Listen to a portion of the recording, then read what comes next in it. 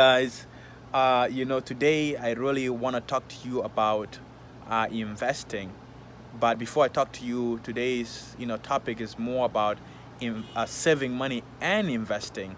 For so long, I've struggled to save money, and opportunities have come by, but then they pass by because I didn't have any kind of money. So, um, you know, I started my real estate wholesaling company with very small money, as little as under $500. Okay, and just closing my first deals. If you've checked out my video about closing my first deal and how much it was, it makes a big difference. And so, but these kind of opportunities have passed me by over and over again because I didn't have any money to invest. And if you are really getting started into real estate wholesaling, you don't need much. I've taught so much about different ways of getting started, but as simple as that, to stay in the topic of today's video, it's about saving money and investing money. For so long, I tried to save money but couldn't. But that the secret to building wealth is not just saving money and keeping the money in the bank, right? You don't want to do that because money loses value in a bank. So you want to find a way to save money and invest money. And so, but the first thing is to get through the savings. If you can save $5, if you can save $5 a week from the time that you were 18, you will be very well off by the time you retire, right?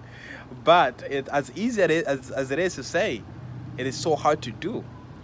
If you can save $5 a week in a year, two, three, you have money to invest into opportunities that come your way. So the biggest thing that we're going to talk about today is investing. And a few years ago, I read books that have helped me, start to save and invest. I read The Richest Man in Babylon, and I've also read a book called The Instant Millionaire. And so these books help me because they are books that tells you to save 10% of your income and also give 10% of your income away. And then you tell yourself that, and that is tithes, right? If you go to church, God tells us to be good stewards. And to be a good steward, you need to know how to manage your money and be able to give at least 10% away. And also be able to save 10% to invest into opportunities. So that's what the book, The Richest Man in Babylon, talks about. But I still struggle to even save to pay my tithes and also to save 10% to myself. It came to a point that living paycheck to paycheck. But I started, as I read different books like the Instant Millionaire. I read that you didn't have to start at 10%. You can start saving like 1% of your paycheck, right? You start saving 1% of your paycheck instead of saying 10%. Put away $20 when you get a paycheck. Put away $10 if you can't do 20. If you can do $20, and every week, every time you get paid, if you can't do the 10%, but if you can just do the 1% and then go to 2% the next month, and the following month, the third month, go to 3%. So you challenge yourself little by little so that you can be able to start saving up to 10%. And so when that happens, you now have some money to actually save. And then when a good opportunity comes your way, you can actually invest that money. But the issue is, the issue here is that we can't save that money because there's so many things that we pay for, and some of those things are so ridiculous and some of those things are so important to us. But for us to be able to save money and build wealth, become wealthy, or just become well off, you don't need to become wealthy, right? Some people think money is evil. They don't want to become wealthy, but just have money enough to live peaceful. Okay, and so most people that get started in a business, they don't want to become wealthy. They just want to have peace of mind. And so even if you want to do that, you still have to be a good steward of your money, meaning managing your money well to the point that you can save at least 10%. And I'm telling you that you can start little, maybe 1%. First month that you start doing it, and I would recommend that you do it today. 1% the first month, 2% the second month, 3% the second month, the third month. So maybe you can go up to saving $100 a month. And if you can do that for a year, now you've started saving some money.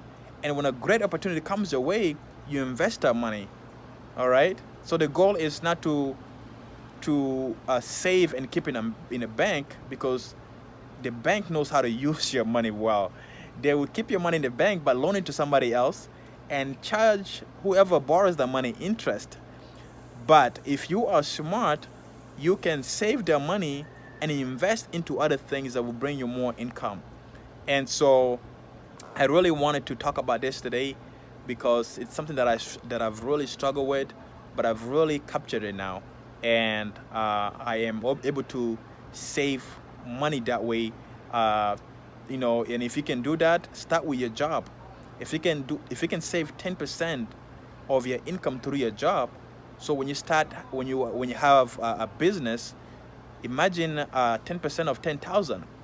If your business is generating $10,000 a month, $20,000 a month, or even $50,000 a month, and if you can save that kind of money now, saving 10% of $50,000 a month, right, and invest more of that, you'll be very well off. But the key thing here is building the habit of saving as small as you can, so that you can get to the big thing. Okay, but for you to get there, you need to be a good steward. And then there's also some things for you to sacrifice. The things that you need to sacrifice. The reason that you can't save that kind of money, even $5 a month, is because maybe your weakness is spending money on things that don't matter. But they seem like it matters, but it doesn't really matter. There are things like, going through the drive-through to get Starbucks every morning, or when you're coming back from work, you get Starbucks every morning, or every day. Or maybe your weakness, where you spend your money, could be buying things at a dollar store. So you're buying small things that you don't think adds up, but if you can just save that money, you can be very well off. So the key thing here is to sacrifice a little bit, right? Sacrifice a little bit. Cut out some things that you really don't need. Some subscriptions, could be subscriptions on your iPhones, whatever it is. There are some things that you're doing right now that are keeping you broke, and it's the smallest things that are so hard to see. And if you can just sacrifice those things, write down where your money is going, and where you're spending the money, you'll find out that you can actually save that $5 a week, and be able to save start saving 1% of your income for every paycheck, 2% of your income, and go to 10%. And the quicker that you can get to even saving 20%, the quicker you become wealthy. So start doing it today. For everybody that is following and viewing this video, start doing this today. Today we live in a place, in an economy that that everybody says that we're going through a recession. But during this recession, it's the people that have some money to invest into some things. Those are the people that become richer and richer.